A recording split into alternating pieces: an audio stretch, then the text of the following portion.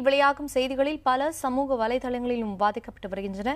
அந்த வகையில் என்னென்ன செய்திகள் எல்லாம் பரபரப்பாக பேசப்படுகின்றன என்பதனை பற்றிய தகவல்களை தருகிறார் செய்தியாளர் திவ்யா. ஊடகங்களில் வெளியாகும் செய்திகள் மட்டுமின்றி உலக அளவில் பிரபலமான நாளிதழ்களில் வெளியாகும் கார்ட்டூன்களையும் பார்த்து வரும். அந்த வகையில் யுஎஸ்னுடைய வாஷிங்டன் போஸ்ட்ல இந்த கார்ட்டூன் வெளியாக இருக்கு.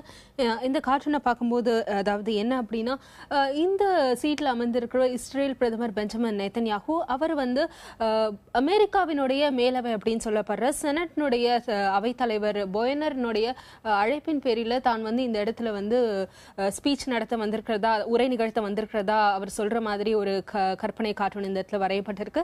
இதனை அதிபர் ஒபாமாவிற்கு தெரியாத நடந்த ஒரு விஷயம் மாதிரி இந்த அழைப்பு அவருக்கு தெரியாத ஒரு விஷயமா இந்த இடத்துல சித்தரித்து இந்த கார்ட்டூனை வரைஞ்சிருக்கிறாங்க.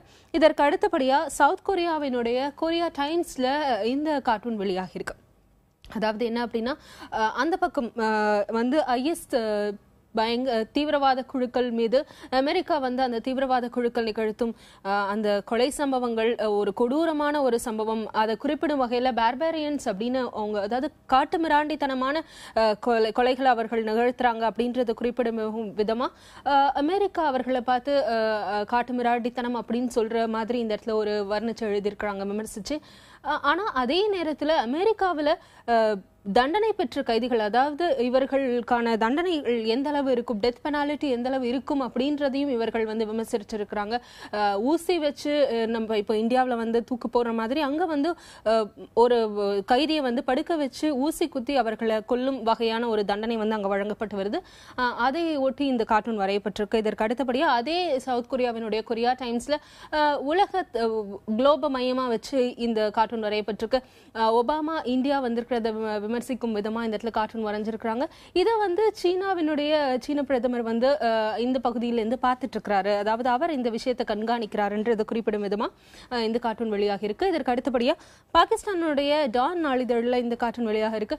ஒரு பக்கம் ஒபாமா அதாவது சிரித்த முகத்தோடு இந்தியாவினுடைய பிரதமர் நரேந்திர மோடி கூட அந்த அணு ஆயுத ஒப்பந்தம் குறித்து பேசுவதாகவும் அணுசக்தி ஒப்பந்தம் குறித்து பேசுவதாகவும், இன்னொரு பக்கம் அவருக்கு வேறு ஒரு முகம் இருக்கு, அவர் சற்று கடினமான ஒரு முகத்தோடு இருக்கிற மாதிரி சித்தரிச்சு இந்த கார்ட்டூன் வெளியாக இருக்கு. இதே மாதிரி பல்வேறு கார்ட்டூன்கள் இன்றைய நாளிதழ்களில் பிரபலமான நாளிதழ்களில் வெளியாகி இருக்கின்றன. இன்னொரு விஷயம், ஃபேஸ்புக்கில் அதிக அளவில் பேசப்பட்டிருக்க விஷயம் என்ன அப்படின்னா, ஸ்டாண்டர்ட் அண்ட் புவர்ஸ் அப்படின்னு கேள்விப்பட்டிருக்க அந்த அமெரிக்காவை இருக்கிற அந்த நிதி நிறுவனம் தற்போது ஒரு ஆய்வுப்படி அவர்கள் ஒரு முடிவு வெளியிட்டு இருக்கிறாங்க. அதாவது என்ன அப்படின்னா, ரஷ்யா கடன் வாங்குவதற்கான அந்த நடைமுறை, அதாவது கடன் வாங்குவதற்கான தகுதியை குறைத்து மதிப்பிட்டு அவர்கள் ஒரு விஷயத்தை முடிவு எடுத்து அவர்கள் அறிவித்திருக்கிறார்கள். இது குறித்து பலரும் ஃபேஸ்புக்ல தங்களுடைய கருத்துக்களை பதிவு பண்ணியிருக்கிறாங்க. அதாவது சாரி விளாடிமிர் புட்டின், இந்த மாதிரியான பல விஷயங்கள் இந்த இடத்துல பதிவு செய்யப்பட்டிருக்கு.